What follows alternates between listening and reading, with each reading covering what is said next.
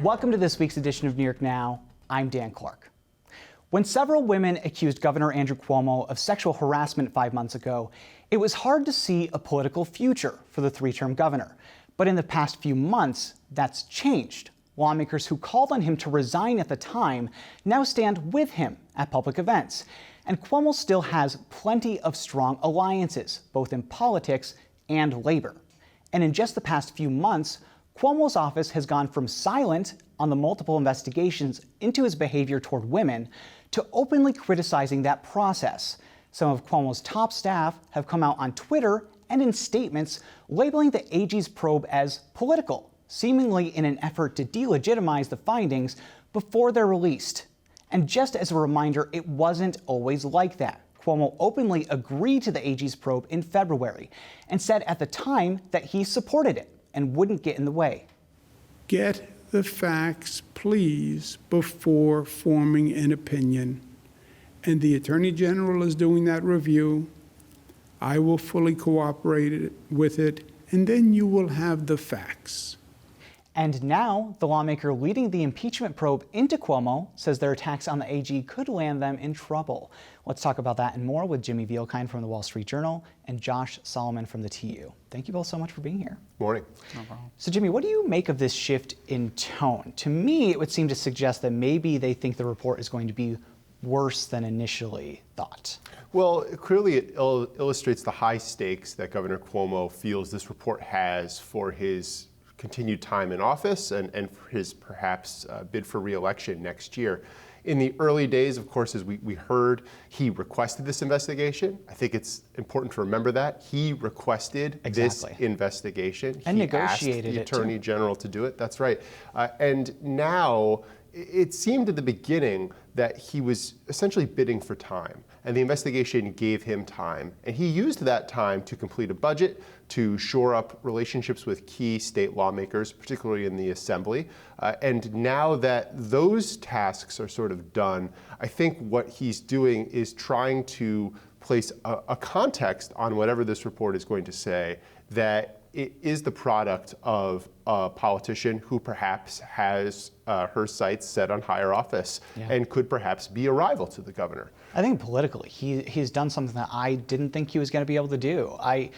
This is New York, where we had an Eliot Spitzer and Eric Schneiderman, where within days or even hours with Schneiderman, they stepped out of office. So when this happened to the governor, I guess I just assumed that he was going to step down, but instead, he's taken the last few months and really solidified some alliances, both in the legislature and in the city with Eric Adams, and maybe that will grow even more.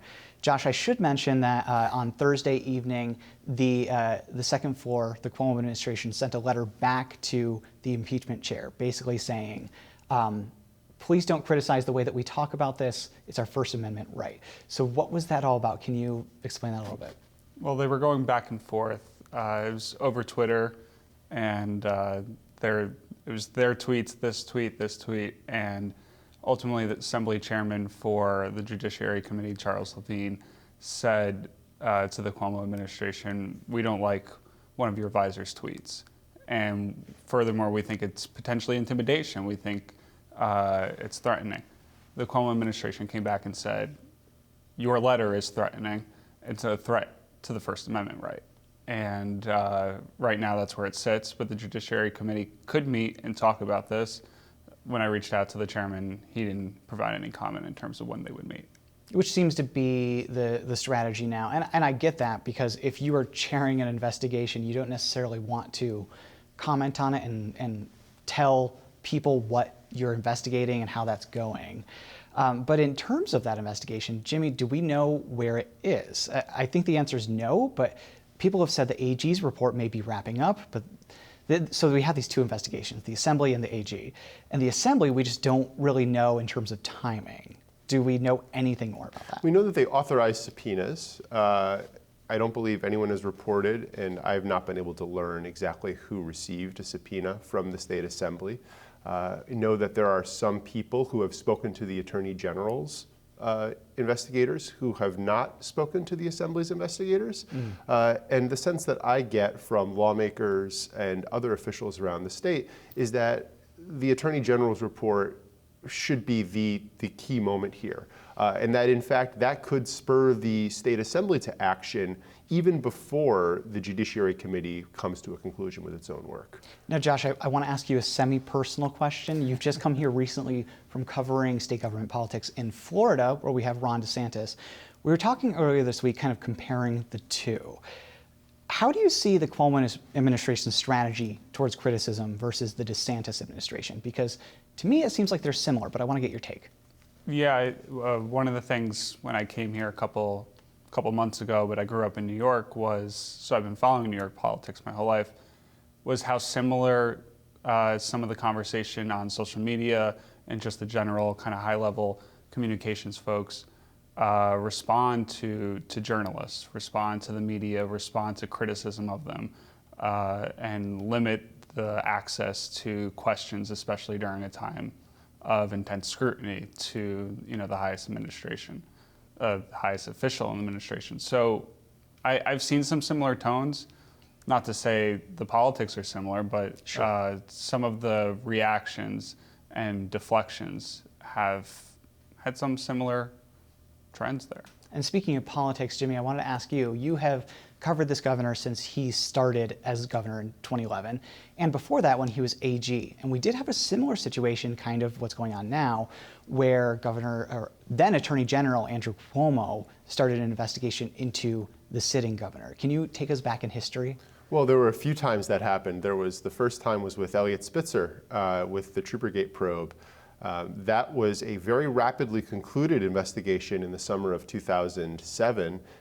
It had to do with the use of state aircraft for political purposes and the release of records regarding that use by the Spitzer administration.